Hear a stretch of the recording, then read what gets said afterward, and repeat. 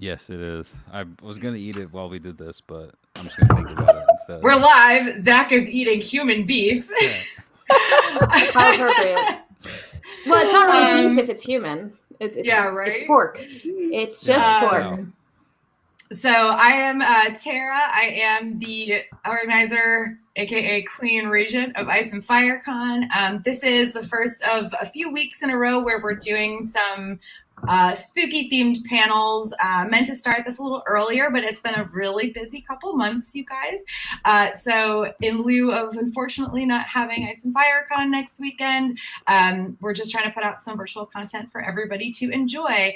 And tonight's little virtual panel is we're having you. What is it? We're having you for dinner. Right? Yes. Mm-hmm. We're having you for dinner. It's about cannibalism in Song of Ice and Fire. And I'm just going to let my fellow panelists introduce themselves, and then we'll dig right in. We'll start with Chloe. Chloe over here. Hi, I'm Chloe. I am the mistress of whispers for Ice and Fire Con. It's why my hair is so big. It's full of secrets. I am also a co-host on Girls Gone Canon, where we're covering His Dark Materials and A Song of Ice and Fire, point of view by point of view right now. Hi, I'm Wendy Nerd. I am a Twitch streamer. You can find me on twitch.tv/Wendy Nerd. You can also find me on Twitter at twitter.com/thewendynerd or wendynerdwrites.tumblr.com. I'm a meta writer. I'm an essayist. I'm a opinion haver person. And I'm an idiot. So, and I wear ridiculous costumes all the time, as you can see. So, hi. I'm Zach. I'm also an idiot. I'm on Game of Owns podcast that I co-host with my friend Hannah, and we talk about Song of Ice and Fire. Here we are. Well, and originally Game of Thrones, right? But like now there's no more shows, so everybody's just all ASOIAF all the time. Yeah. What else are we gonna do? Yeah, it's great actually for me. Talk about the hedge night. Come on. Okay, so we're going to run about an hour for this panel tonight, like normal convention panel time. We'll try not to go over.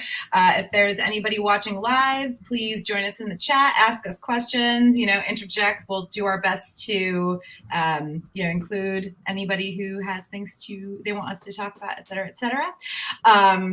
So this panel was the lovely Chloe's idea, but I just loved the idea of it. To be honest, it's not something we've ever even talked about at Ice and Fire Con, and we've delved into some pretty specific topics, but it is the right time of year to talk about the creepy things. So we honestly, cannibalism, it's not something that is ever really...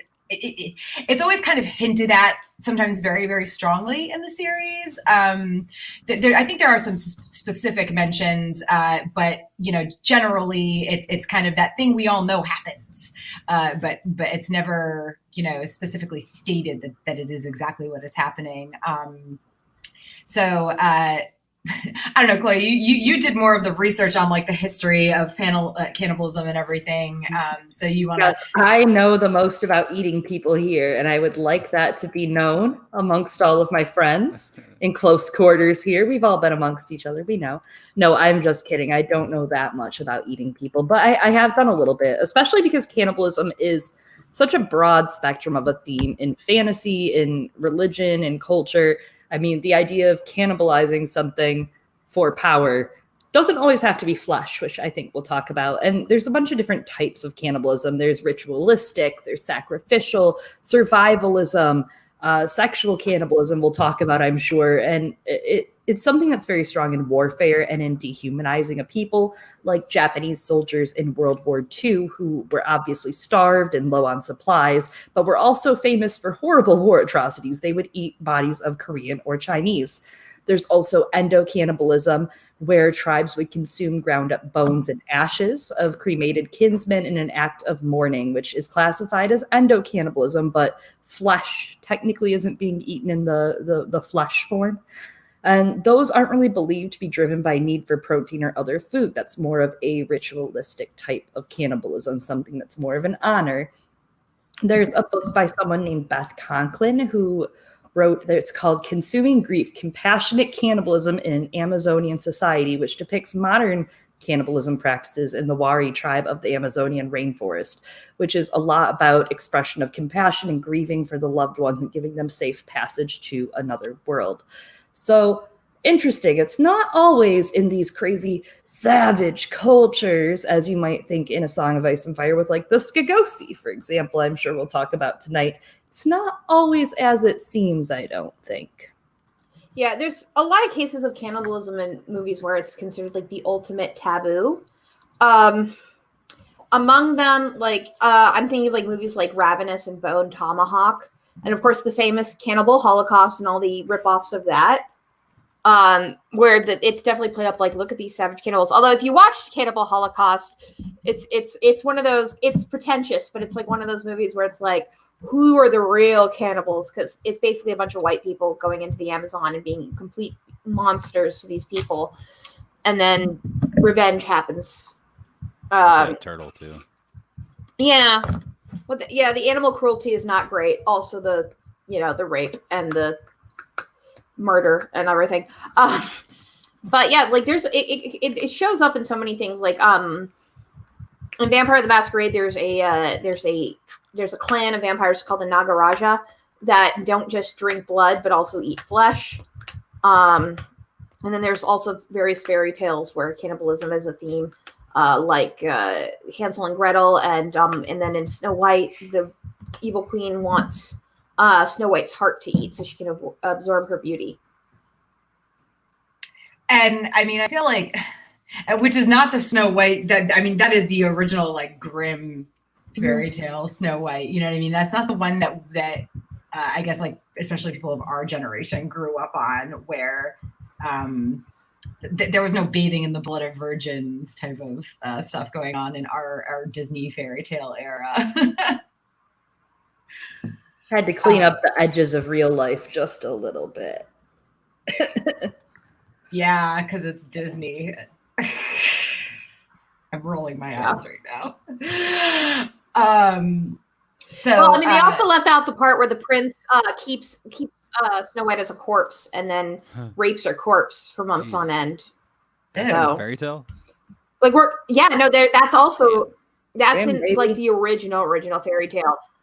Like actually, the witch. So not even the grim version. Like, before.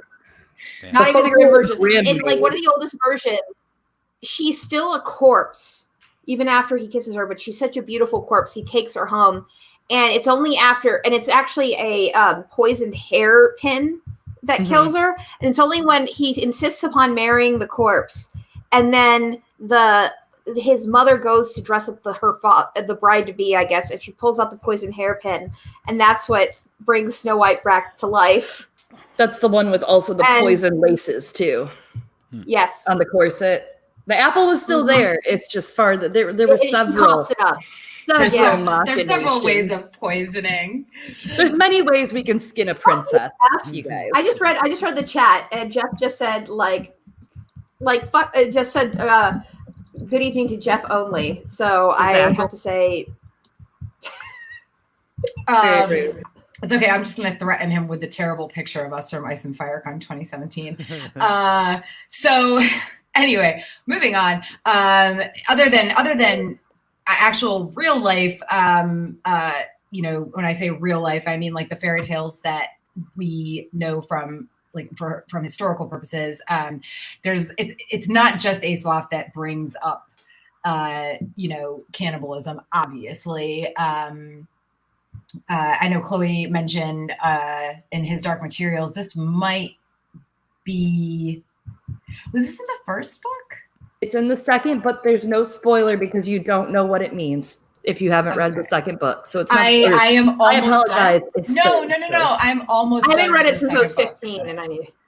I haven't read it since I was 15. Basically, the Panseer-born think that there's the Panseer-born who are bears. They're beautiful Arctic bears, and they think that eating someone is a sign of respect for them. Like, instead of letting another lesser animal eat your friend after they die, you should eat them yourself, which that's very respectable, I think. Like, taking one for the team, quite literally eating one for the team. Yeah, convenient too.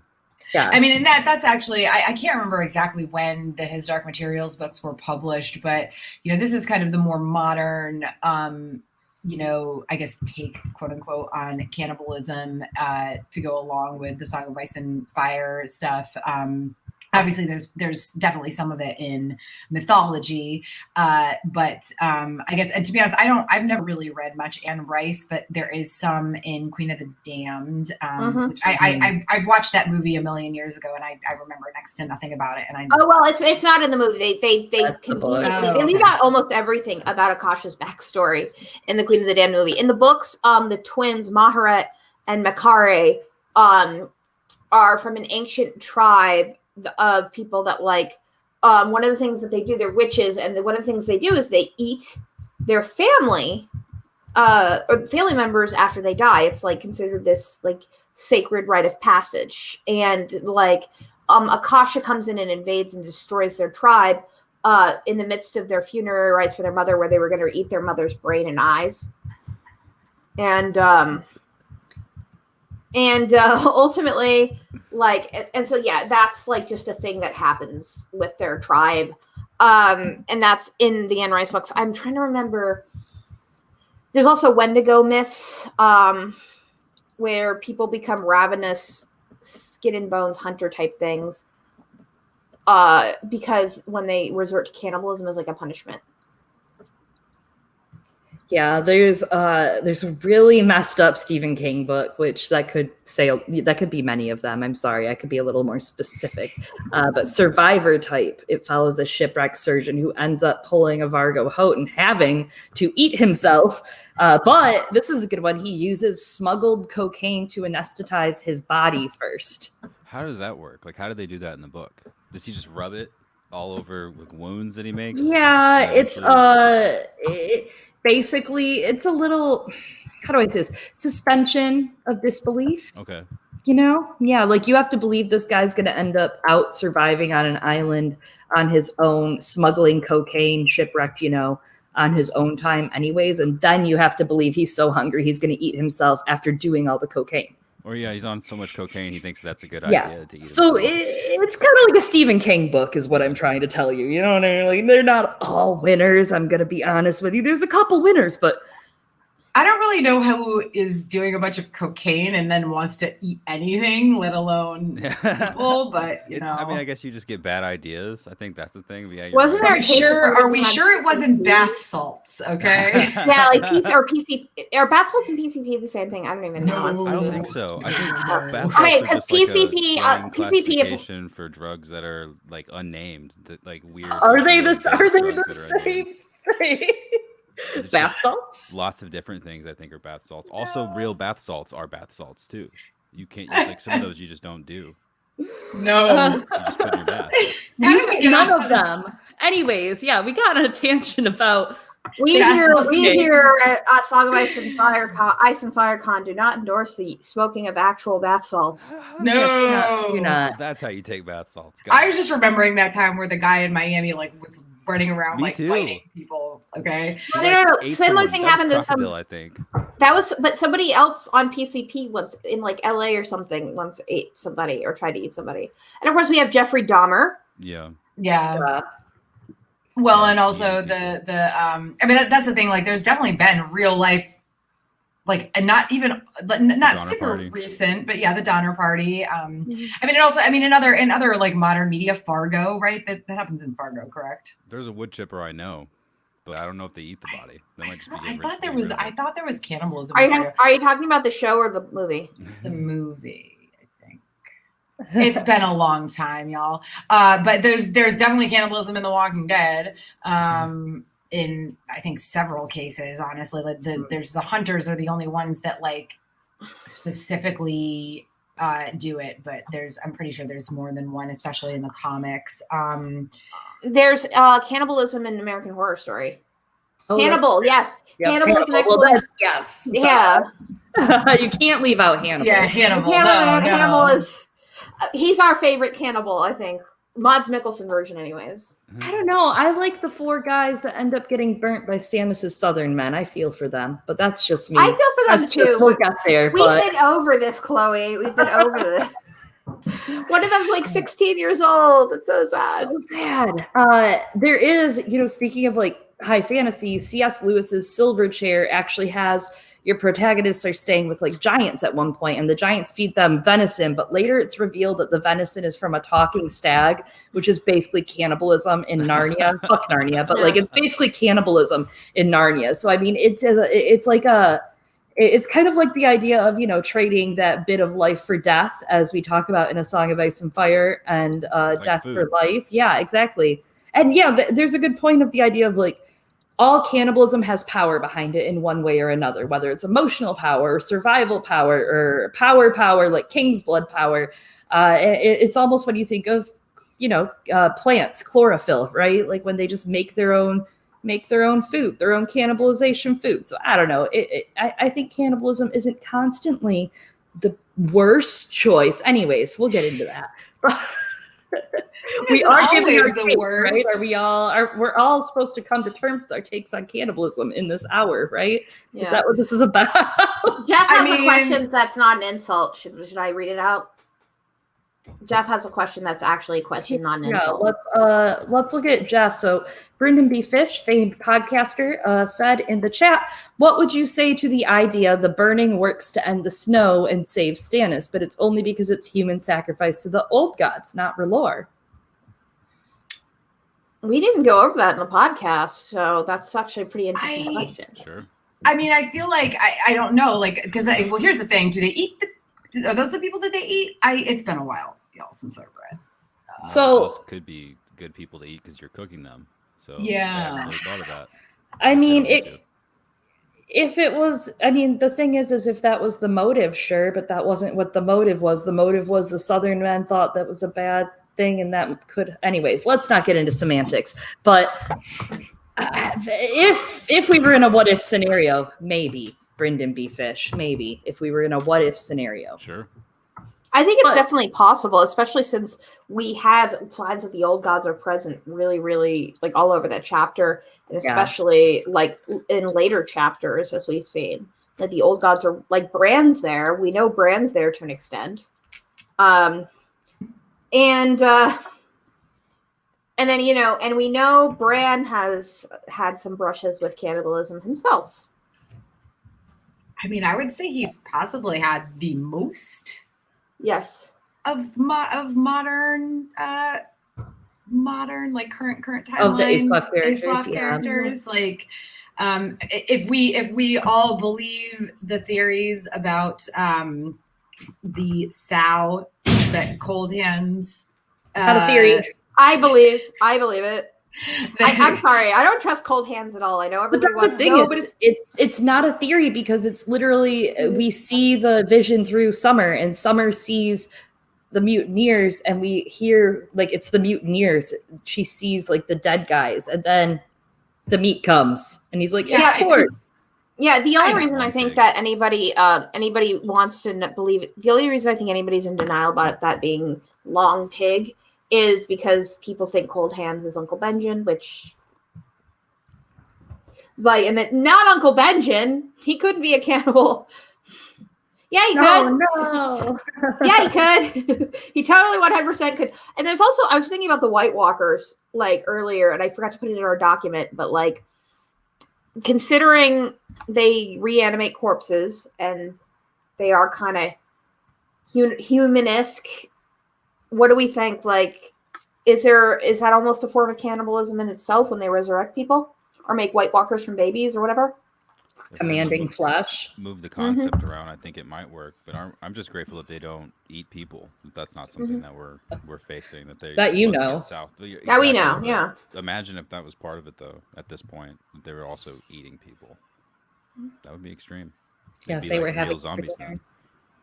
Well, I mean, and I guess let's like, I think we need to define like and when I say define, I mean very loosely the term cannibal, because like if you are a dragon eating humans, I don't think that makes like you are a cannibal, and I again, I know that this isn't the technical meaning of the term cannibal, but like if you are a cannibal, to me that is you are eating those of your own kind. Is that not cannibalism? Is that not what it is? I thought that there was a more specific definition to it. I honestly could be wrong about the exact definition. But generally, like you're eating, like cannibalism is eating those of your own kind. So like someone in the chat was asking, you know, like about Shaggy Dog, like until I see Shaggy Dog eating me another dire wolf or maybe even just another wolf, I would say no. Well, yes, that's funny. He's vicious and uncontrollable, and I would not put it past him one bit to do that. But so far, we have not seen him. And that's the thing, like animals attack others of their kind all the time. They don't necessarily eat others of their kind. Yeah. They carry around well, their like bones and Skagos, like it's rumored to be Cannibal City, you know. And that's like a whole like thing. And then we've also got Bran eating human meat as well, warging into summer and noting its taste. So yeah, does that without the other stuff?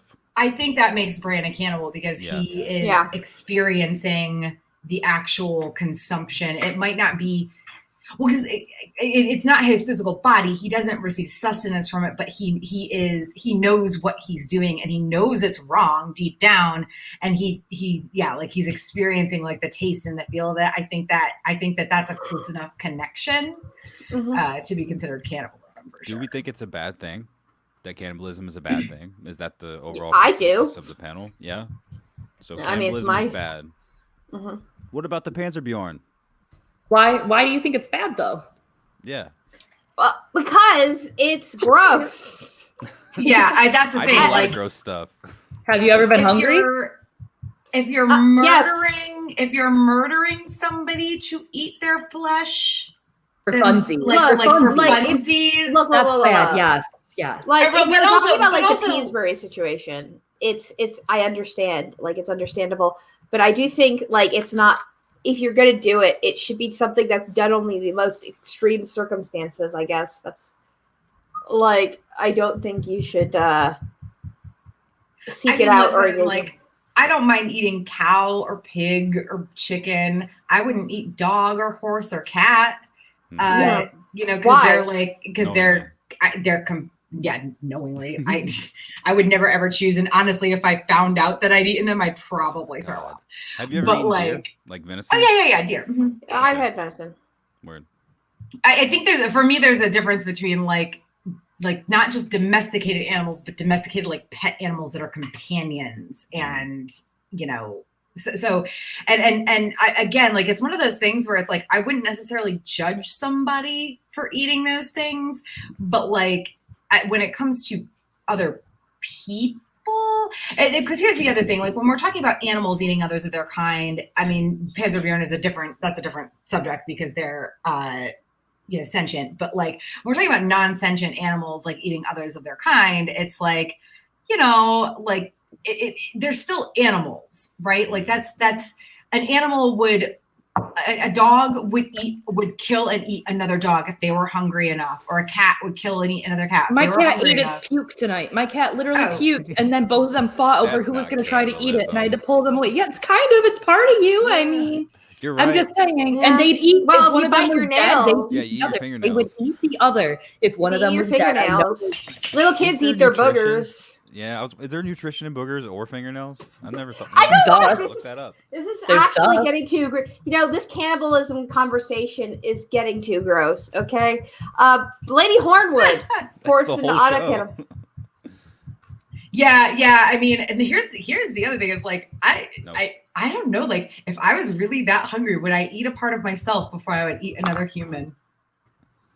Ooh, yeah. Well, so there's a lot of that we hear in A Song of Ice and Fire, right? Like that's not, like we mentioned earlier, Vargo Hout, for example, that's punishment, that Gregor lays the punishment down and feeds him his dismembered limbs over time, and he thinks it's some crackling wonder.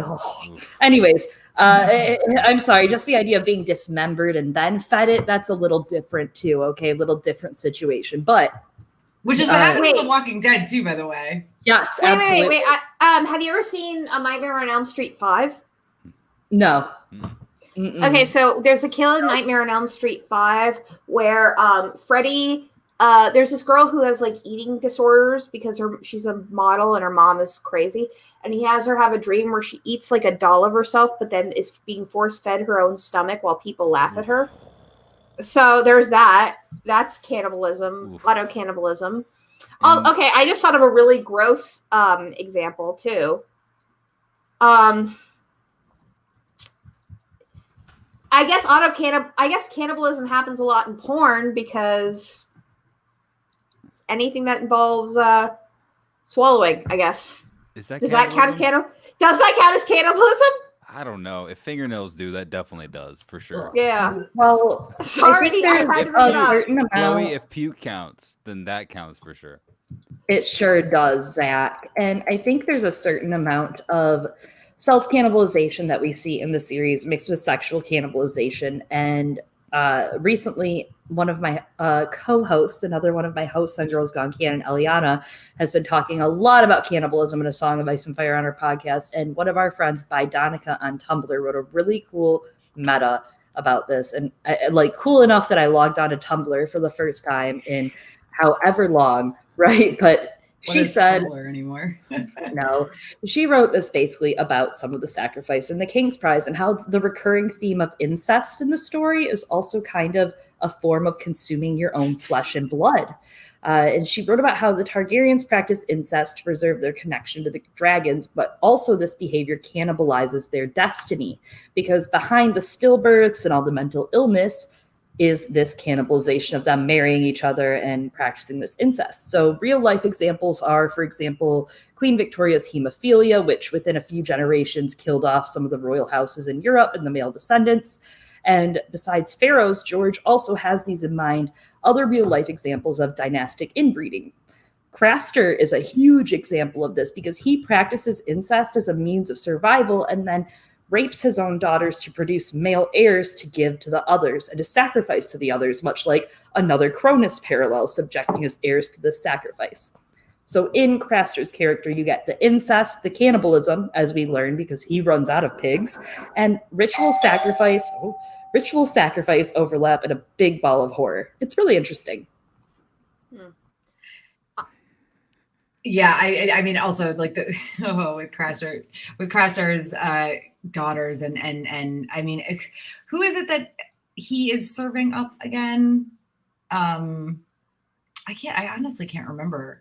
It's like when he runs out of pigs or whatever. But I mean, just the fact of his like Chloe said, the cannibalizing of like the bloodline, essentially, like you see that in the Targaryens, you see it in the madness, but they're still all, like generally pretty attractive and, they look the same, but they're all still like attractive kind of physically for the most part, healthy people. But then with Craster's daughters, the ones that, because they're the ones that he keeps alive, they're just generally weaker. And I mean, I can't remember how Gilly is described, but none of them are attractive people. Like they're all kind of like, yeah. Well, I mean, I'm sure. Bloodline. Yeah. Well, and the constant, rehashing of that bloodline when he's, I mean, again, because his bloodline is even more screwed than the Targaryen one. Let's be honest, because they did at least at some point introduce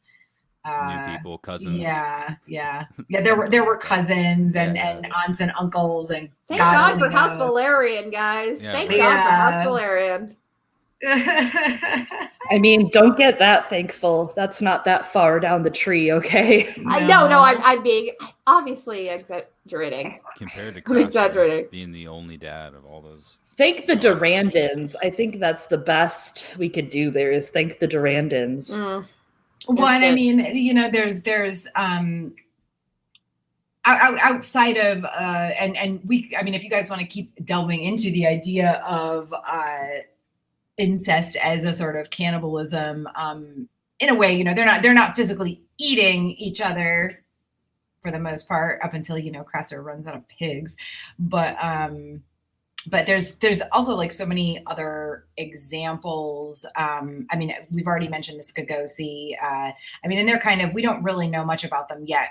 We only know the basics that we've been told, which is that they definitely used to like raid and kill the men of other islands and then like so they could keep their women, and they would eat the men that they killed. Of course, there's the I can't remember what they're called, but the clan, there's one of the clans that's like north of the wall that we absolutely. The Thens. Is it the Thens? For some reason, I always want to like forget that it's the Thens because I just keep remembering It's not the Then. Thens, it's the Ice River. It's the Ice River clans. Oh, yeah, the thank right- you. Yeah. No, it's not the show. Thens. They made it the In Thens. the show, they made it the Thens, and The that's balls always of brown. Yeah, that's what's confused me because like in the books, it's like no, that one Then married the oh my god, whose name is escaping me? Alice Karstark and Thank you, Sigorn. Karstark. Yeah, Sigorn. Thank you. And I'm like, no. The Thens are like they're not good people, but like they're not cannibals. Like Yeah. They're And we not- see, yeah, but they don't, like they we don't eat see, people or haven't eaten people. But they're don't savages, think everyone. They are so. the free folk No. are savages, you see. it's And I just think we're that's gonna see why. that with Skagos, right? Like I think we're being fed, we're being fed some lies there. I don't think that I think the Skagosi probably do it for more ritualistic purposes if they're eating meat. I don't think they're just eating meat from humans left and right for fun.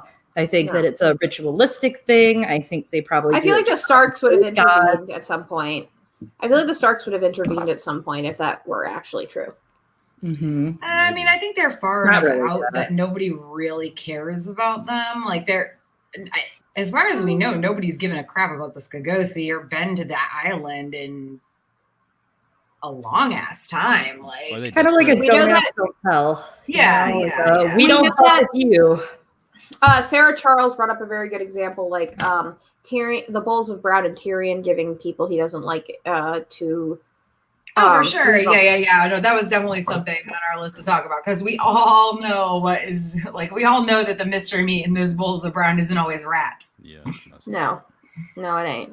And the thing is, like the people who live there, who live in Flea Bottom, are too poor to care. I think it's like they're just excited to get some meat in their stew. Mm-hmm.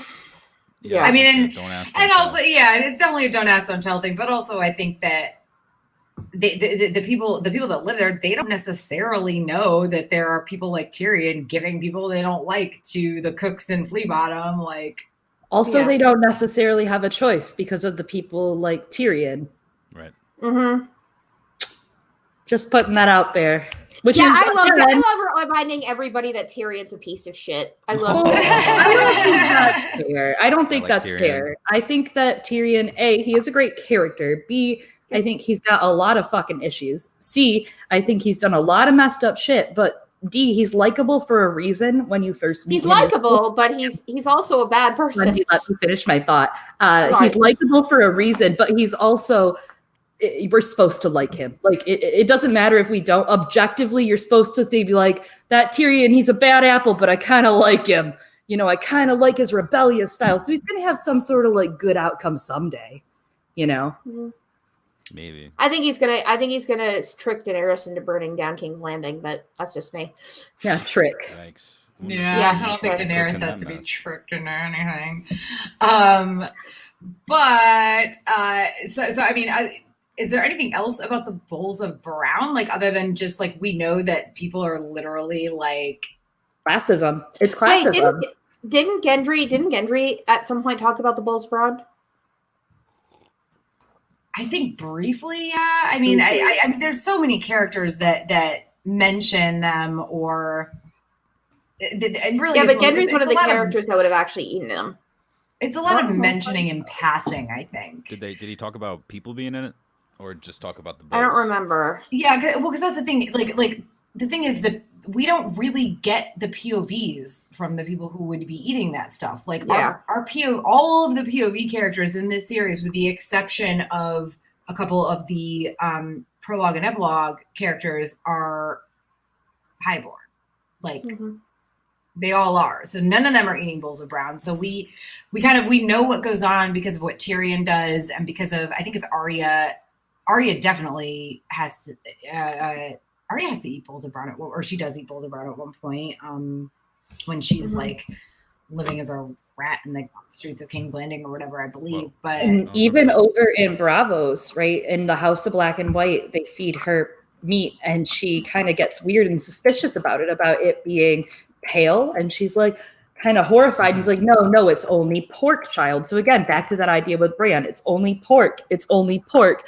Other white meat, I don't think it's only pork. And I read I'm trying to remember where I read it was probably Reddit or something, but somebody said something interesting about thinking like maybe that's how the faceless men get their powers, similar to how Bran would get extra powers from the weirwood from blood sacrifice, right? Like the faceless men maybe through cannibalization take power from that human's life force, and that's how they're able to do the faces, because after that, what does Arya get access to? So you think it's eating maybe, and you think that could have been human meat that Arya had? Could be. I've always wondered about that, about them and the like sort of. And then there's the JOJENPASTE theory. Okay. That runs with the JOJENPASTE theory. Do you want me to read the bit from Bran 1 in A Dance with Dragons? Sure, yeah. All right.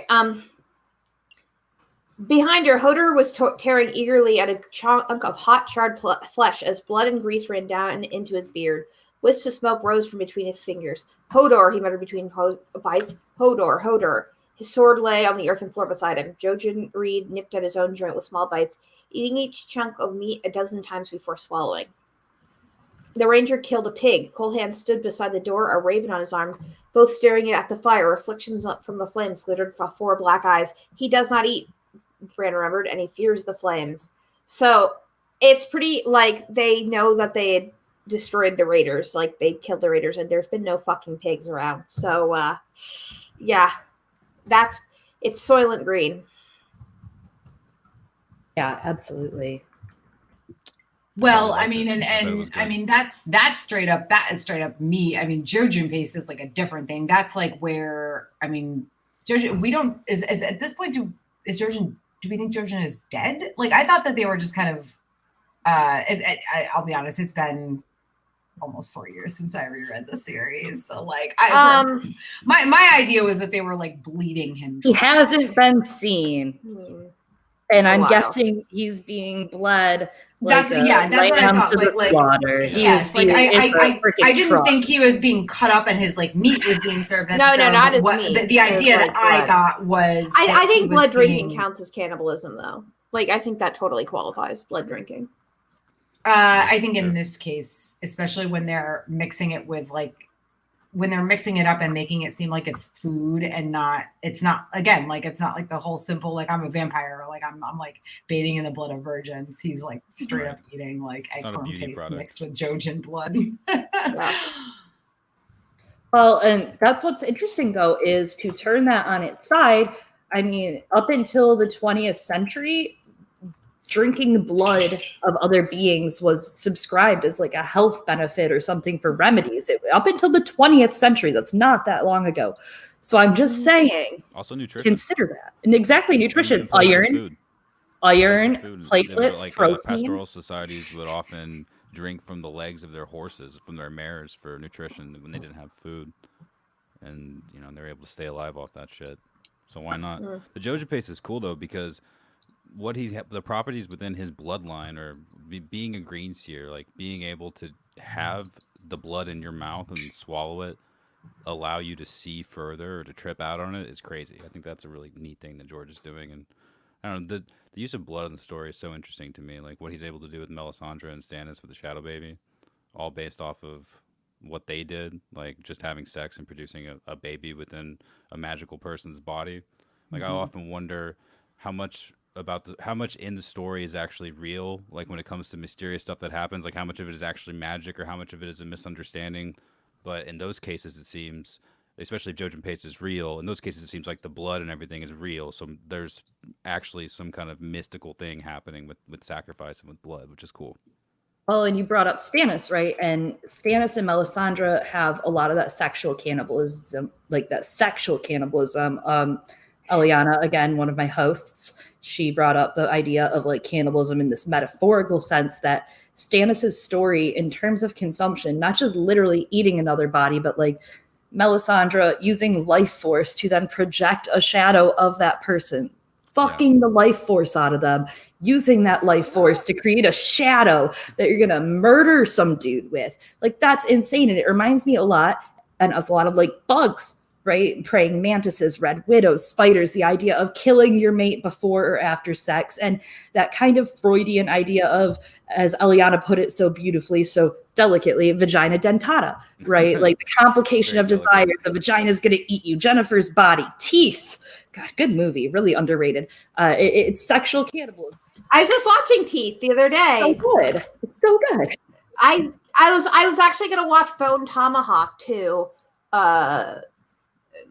earlier today, but then I watched the new adaptation of Rebecca instead. But still, is yeah. Bone Tomahawk as gnarly as they say? Like, I hear that's got. It's pretty gnarly. I mean, see, you have to understand you're asking me, and I'm the wrong person to ask, because like I watch things like Bad Biology by Frank Henenlotter. Oh, that's a pretty good example of what you're talking about. I don't know if any of you guys have seen Bad Biology.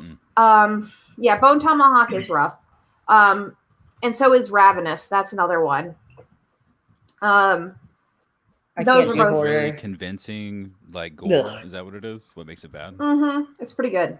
Damn. Bone Tomahawk is a good movie. You're asking me though. I really like horror films, and I've seen some extreme shit. So, do you have any Halloween recommendations? You can keep them cannibalism adjacent if you want, but I need some. I'm just curious. Ravenous is good. I always recommend a playthrough of Until Dawn. That's cannibalism adjacent. Let me think. Are we talking games or movies? Movie. I think hostile cannibalism, or is it just torture? I don't watch. It's just torture. I don't watch. I'm not a big fan of like torture porn. Actually, I mean, I like gory movies, but I like them. I don't really like a lot of the Saw films. I like the first Saw film. The first Saw film is really good. Yeah, I don't watch horror stuff generally. It's just not my thing. Like the jump scare stuff doesn't scare me, and the gory stuff. I recommend almost any Nightmare on Elm Street film except for number 6. Number 6 is dog shit, and you should skip over it entirely because it's terrible. It's not funny. Like, you just look at the fucking clip with the power glove, and that's it. But Nightmare on Elm Street. The power glove, like Nintendo.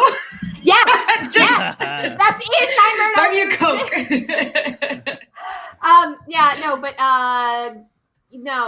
The one with cannibalism is Nightmare on Elm Street 5. Bone Tomahawk is good. If you like Bone Tomahawk, watch Ravenous as well. That's another cannibalism themed western. What about Hills Have Eyes? Is that good? Hills Have Eyes is. I actually think both versions of that movie are good. Teeth is great. Jennifer's Body, we've mentioned that. That one's great. Oh, Ginger Snaps. Ginger Snaps is fucking awesome. That sounds like a cookie movie, but okay. No. It's a werewolf film. It's a werewolf film. You'd love it, Tara. You'd love it. Tara, we're going to make Ginger Snaps while they watch Ginger Snap. Does that sound good to you? That sounds good to me. All right. It'll be like a double feature where it's like Chloe and I on one side, like cooking Ginger Snaps, all baking and stuff. Housewife style too, just like, here's our Ginger Snaps. Then you have Zach and Wendy in the other room going, here's our Ginger Snap. Let me think. Great cannibalism movies. Sorry, my brain just like went out. Oh, Cannibal Holocaust is Cannibal Holocaust. I have seen that, and I have watched that. It is very messed up. Damn. It's very messed up, and it's a classic. It is a classic, and I'd be remiss if I didn't mention it. So we did have someone in the chat who was saying that all the talk of like blood and magic may relate to George R. R. Martin's Catholic background. There's a lot that's cannibalistic. That's Catholicism. Yeah, Catholicism is. It weirds me out a little bit. Sorry, I was not raised Catholic. I was raised Baptist. So God, yeah. How are you even on this stream with us? Are you allowed? Yeah. Hey, at least she's not Amish. Hey, sometimes we grow up and walk away, and that happened with me when I was like 14. Hey, at least 15, at least she wasn't. At least she's not a Williamsburg Hasidic Jew. Then she wouldn't even be able to have hair. She would have to shave her head all the time. But that said, I did grow up in New England. I had a lot of friends who are Catholic. I know a lot about the Catholic faith from them, from like attending their, long services. They're very long. What are those services. things that they do when they're teenagers? Communion, confirmation. Yeah, confirmation. Yeah, like all those confirmation things and all that stuff. Like, so like I learned a lot about it. But the thing is, like, a lot of religions take communion. Like Baptists take communion. We don't do it the way Catholics do. But no, like, it's transubstantiation. But it's the same thing. It's like you're supposed to but in Baptist religion, it's very much symbolic. Like we're first of all, we drink grape juice, not wine, because lol, you don't drink wine, y'all. But even though Jesus did. Oh, yeah. Right, of course. Out of water, but apparently. it's like they make it very clear when we're learning about communion and everything that it's all very symbolic. But in Catholicism, they're actually supposed to believe that they are eating the blood and eating the body and drinking the blood of Christ. Like, and you even see this in Stannis's camp with R'hllor a lot. I think R'hllor, surprisingly, a lot of people would be very surprised, but R'hllor is probably the closest to Catholicism. Like the Seven have a lot of all religions have parallels. First of all, like outside of A Song of Ice and Fire, religions have parallels because they believe in a higher power. All of them believe that their higher power is the higher power. Those are your parallels. Boom, boom, framework. Now, back into it, going forward. I just want to set the stage up. So, like, R'hllor, between the fire parallels, between the body of Christ, amen, between the prayers and the songs and the chants being so prominent, even down to Devin, Davos's son, wearing the altar boy costume with the fiery badge on his heart, the Hitler Youth outfit. That's kind of what it is. But like, even down to that, it's very Catholicism. Like a lot of that, I'm just like, how many more minutes, Mom, do I have to take communion? Like I'm just having the memories. After communion? No, I'm having the memories. It's very interesting. yeah. Big and I would say our friend Lonely Cat says it was a big disappointment when my husband convinced me to go Methodist and switch to grape juice. So those poor Methodists. I went to a Spoiler, Methodist almost college. always that wine doesn't have any ABV. It's usually not real, like real wine at Catholic churches. Almost it's like cooking wine or something. Yeah, to be almost fair, always. To be fair, that makes a lot of sense because I don't know if you know this, but a lot of Catholics are alcoholics. Some who are in recovery, so you don't want to be given actual real wine to a bunch of alcoholics. Hey, from distant Greece. Hi, distant Greece. Yes, our friend Broken King is reaching out from distant Greece. Oh my gosh, it's late there. Or early, very early. 7 hours. Donald Boy lost his arm at the sea. Oh, they're 8 hours ahead. They're 8 hours ahead. Yeah, there you go. Sea just stored it, and maybe somebody ate it. I'm wondering what's going to happen to Victorian's arm. Oh yeah. Ew. Well, it's interesting. I'm pretty sure if anybody eats that, they're going to be screwed. No, who's going to eat that? The dusty Well, it's already woman. pre-cooked. Yeah, I know, pre-cooked. but it's going to be too useful to eat. It's going to be something good. There is cannibalism in that plot, right? Euron, when he comes back from the Corsairs, he tells Victorian that he had the 3 warlocks. He had them eat the one warlock. He forced the warlock to be fed. And then, no spoilers, but later we learn it's a true story because he still has the warlocks that he's speaking of for the time being. In A Song of Ice and Fire, it seems like there's no, like one of you mentioned earlier that it's folks that aren't highborn that have been sort of tricked into, duped into, or forced into eating the flesh of other people.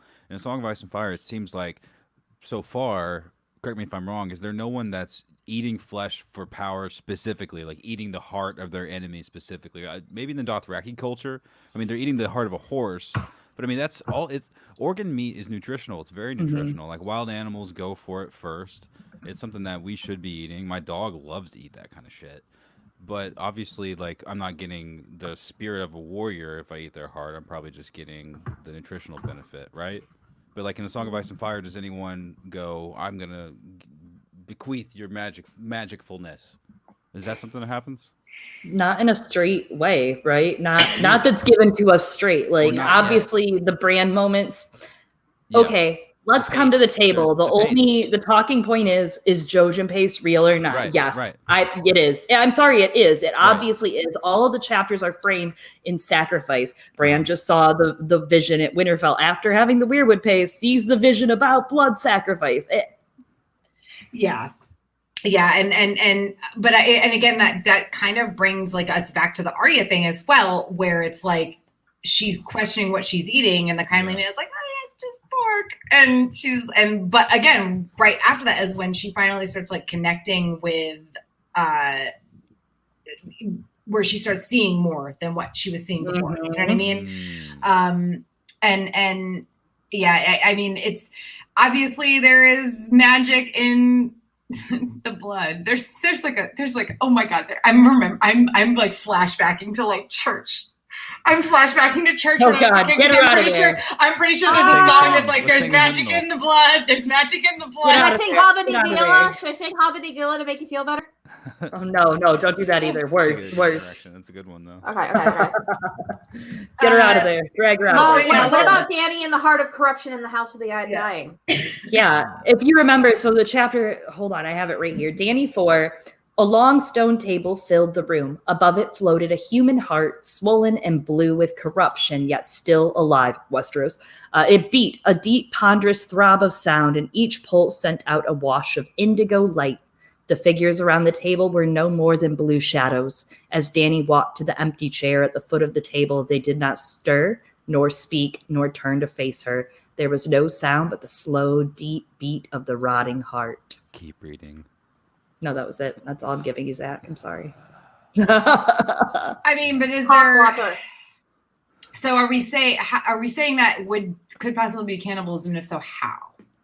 Well, I think it is. I think it's more a metaphor of when she ate the heart and what the original horse heart was supposed to mean for her, and what it was supposed to mean about taking back her home and going home. The House of the Red Door, for example. And I was thinking about. She's the stallion that mounts the world, correct? Like. Well, her son was supposed to be, but yeah, I mean, I was thinking about that actually, like, and thinking about like Dany eating the horse heart, and yes, it's a horse heart, it's not a human piece of flesh, but she is at that point, that is like her complete acceptance of, and maybe into, or acceptance into, and maybe of the Dothraki culture. So, and they are one and the same with their horses. Like the importance of their bond with the horses is like, they are almost like it's like a, brother and sister sort of bond. Yeah. So in a way that it's not literal cannibalism, but it's absolutely figurative cannibalism that she's eating the heart of a stallion. And like you said, her son that is inside her, supposedly being the stallion who mounts the world, that kind of adds that additional. And if you look at that miscarriage too, I mean, that was, okay, babies kind of are succubi, like they're sucking the life out of you, right? So, I mean, that's a type of cannibalization right there, that it was Dany or the baby, and it was either the baby's destiny or Dany's destiny, right? It was either Dany mounts the world or her son does. That reminds me, Sweet Robin and his breastfeeding. What? And he also tries to drink from Sansa after Lysa dies. Right. Why would you say this, Wendy? Why would you ever remind us of that? No! I didn't. George did. George There's magic in the blood and the breast milk. I didn't do it. King's milk, actually, Zach. It's called King's milk. Okay. Oh, okay. Oh, okay. So if this is like canon, and it is, at least what we're talking about, and if JOJENPASTE is real. Yeah. Well, I'm more so just talking about the blood being actually effective. Yeah. If that's really a thing, then will we see someone like Euron later just being like, fuck it, I'm going in myself and just eating someone or something to get the power from it? Well, that's what I'm wondering. Because so you have... If anybody's going to be a cannibal in this, if anyone's going to be an intentional, like, bloodthirsty cannibal, it's going to be Euron. Right. Come on. Well, and so no big major spoilers. I won't give any spoilers for the Winds of Winter sample chapter excerpt. But if you haven't read it, what are you doing? You're starving for content. Read it. They've read it. You're starving for content. It's so good. You have to read it. Look it up. Use the Google machine. TWOW, The Forsaken. If somebody has it, post it in chat, the link. But it's so good. But there is a sacrifice going on. Again, won't go into details, but there's a huge sacrifice to the gods that may or may not raise a giant something from the sea, a Leviathan, to, fuck some shit up. And so that's to put it bluntly, right? And it's going to require a huge sacrifice to do that. So it wouldn't be surprising if, that is a form of cannibalization in a way. He's cannibalizing these people, but wouldn't be surprised if Euron then moves from having the warlocks be consumed by each other to consuming magic himself that way. He already consumes Shade of the Evening, and that's a corruption of the Weirwood, really, when you think about it. Mm-hmm. Is that what it is? Is that how they make it there? It's the exact opposite colors. It's the Nightwood. A really good group of people, Archmaester Emma, Crowfood's daughter, and Amy Blackfire just put out a really cool video on YouTube, I think, today about that. So they probably have it all compiled. I'll find a link soon and throw that in the chat, but check it out. Well, you also have the ability to edit the video, I think, so you could just throw it in. Listen, Tara. Listen. So Nightshade breakdown. Sorry, the we've got it's cool. Yeah, no, it is, and that was something I picked up on early on, was that it's the opposite of what we're supposed to believe about the Weirwoods. But it's also, to me, it always was it read more like a drug, whereas the Weirwoods, we've not seen, other than eventually, in Dance with Dragons, we see Bran being fed the Weirwood paste, and we're supposed to believe it's just the Weirwood stuff, but we all know it's probably not. So, not that they don't have their own magic, they certainly do, but I think there's things that the addition of somebody's blood, you could supercharge it. Imagine if you were drinking it or eating that with Bran's blood. Yeah. Whoa. That's a protein shot. Talk about some platelets. Yeah, no kidding. Proteins, platelets, all of it. So we've got just a few minutes left. Do we think the Skagosi will actually be cannibals, or is it all just talk? I think it's just hype. I think I think there might have been some history where they were, but I doubt they are anymore. I think it's these things, they might have existed at one point, but eventually, it's not sustainable. Yeah, exactly. That's the thing, is it's not sustainable. Their colony already has a lot of issues. They have treacherous waters. Their land isn't a huge harvest. They can live off of it, but they can't live off their people. I think it's ritualistic at most. Yeah. At most.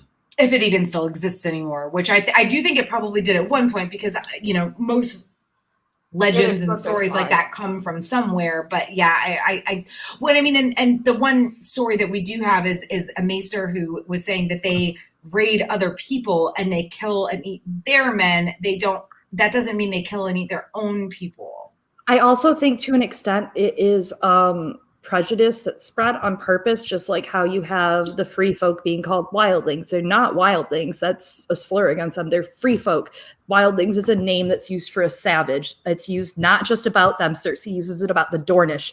It's used about people from across the Narrow Sea. It's not a term for the free folk. So when you say wildling, remember, it's a very umbrella term that gets used for savages in Westeros. So I think it's a lot of that. I think it's because if you look at actual history of Westeros, more people in Westeros have had runs with cannibalism than out of Westeros that we meet. You have the Rat Cook is a story that originated in Westeros. You have the Night Fort. You have Wyman Manderly chilling below the wall, someone who's very, we didn't bring up the Frey pies at all. What's wrong with us? I don't know what's wrong with y'all, but we talk about the Frey pies. We forgot the Frey pies. Because I feel because nothing that is just some straight up revenge. There is Titus Andronicus in the house, motherfucker. Like literally, that is just straight. It's like the Rat Cook. It's just straight up revenge. They are he just kills the Freys, and he's like, "Oh, have your." So funny. They're like, everyone fam meat for dinner. Just give them the meat of their own people. Who cares? Is anybody mad about Frey pies? Right, that's what I mean. It's like I want to Freys aren't. No, Frey lives don't matter. Okay, I'm sorry. Exactly. Not all Freys. I think the point of the story is maybe not to judge the whole book by its cover, but color me wrong there. I don't know. Right. I don't know. If there's a book that says Mein Kampf on the cover, I judge it. Well, this isn't that. Yeah. I mean, listen, like. Sorry, my Look, I don't want the my dog child just like praise to exploded die. out from under my feet and startled the crap out of me. I didn't even realize he was under my desk. Yeah. I mean, oh my gosh, Dan Pepper in the chat with just 10 question marks. I'm sorry, Dan. Dan, you came in at like way too late to understand anything. Where's the chat? How do I see the chat? You got to go to the video on YouTube. But Dan Pepper is our longtime attendee who always dresses in the Frey hat for the tournament. And I think I jousted him. Yes, you did. You did. He defeated me. Of course he did. Has Dan Pepper, has he ever won, or does he always get bested by like Pasha at the last minute? Like everyone gets bested by Pasha at the last minute. Yeah, that's true. Broken King wants to know if George makes a case for vegetarianism. It's unfortunately also not sustainable in Westeros right now. So, well, yeah, especially right now because there's no food. Winter is coming, and the only things you're gonna have to eat is like the starving animals you can find, and we're just gonna say animals for now. Pig. Yeah. Pig. Yeah. It's a really good case for pig, in my opinion. Yeah. But I hope somebody ends up eating the rich, at least in Westeros at some point. Turn my mic up. So I guess last question before we kind of wrap up: are blood sacrifices real, and do they work? Yes. Yeah. Yeah. Sometimes. Yeah, I think hit or miss. We've seen it, but I think it's often well, it's more miss than hit. Daenerys did a blood sacrifice, and technically it worked. Technically, it worked. Right. But like it doesn't. Okay, so Wendy, you want me to count how many people do blood sacrifices? But that's my point. Well, right, and that's the thing. When they do work, if something only works 50%, then that doesn't really work. I'm just saying, sometimes it's exactly what was promised. The blood sacrifice. Drogo was alive. Now I'm saying that they're bad. They're still bad. I'm not saying they're good. I'm just saying that they technically do, and that's it's like dramatic irony. Technically, they do what you ask them to do, and they do happen sometimes. So, yes, if you do them right, but they will do exactly what you ask them to do. But how? I don't know about exactly. Do you have to be a magic person, like not exactly as you want them to do, but ask you exactly as you ask them to do. Ask Aegon V if it worked exactly well for him. You know what I mean? No, I'm not saying it. No. I don't think it worked well for him. I think it worked exactly as he that's the whole point. Is that it's sort of like you ask for a thing, you get what you want. That happens all the time in the Song of Ice and Fire. It's a big thematic thing in the Song of Ice and Fire. People asking for what they want, and then they're asking for something, and they think they get what they want, and it turns out to be absolutely horrifying. So yes, technically, I would in the worst way. I would say that it's like they never work. If they do work at all, they never work the way people want them to. So in that case, they don't really work. I mean, that's like, I don't know. I'm trying to think of a modern example, and I've got like something like on the tip of my tongue that's just like not forming, and maybe I just should shut my mouth because honestly, I might say something I shouldn't. Like a modern example of blood magic?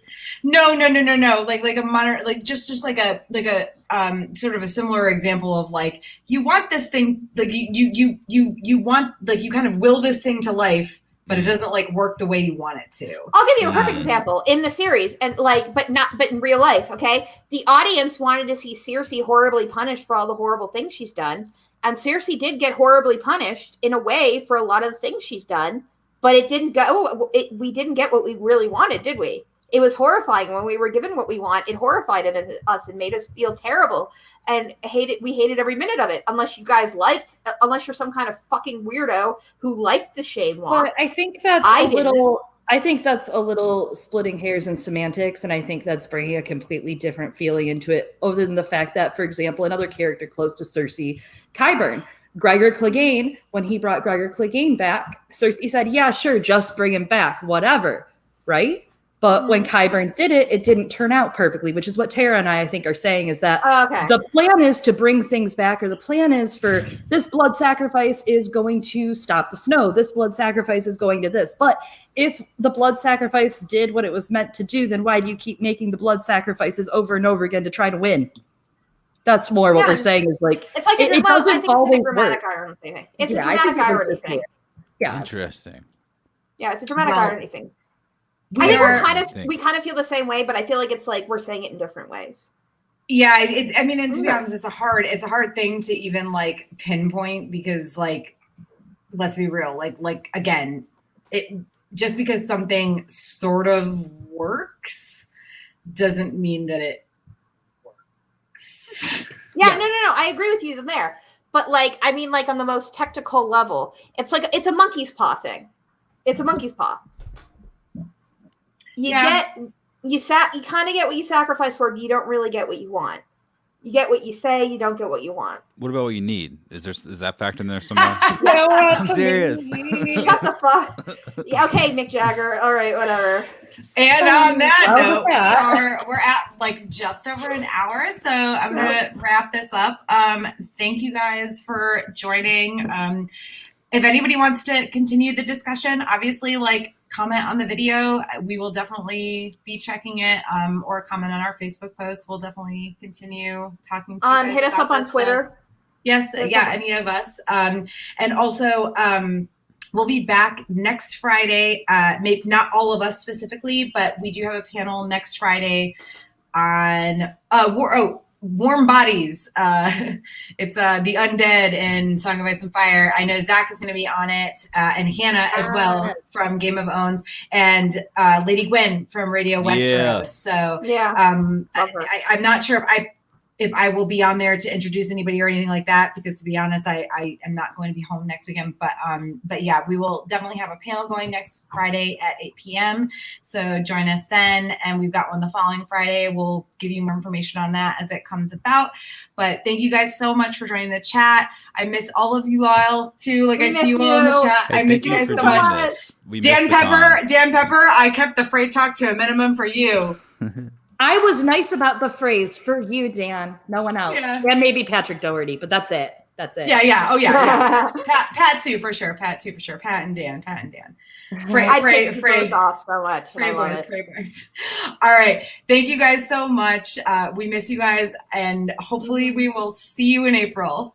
Hopefully. Bye. Yeah. Bye.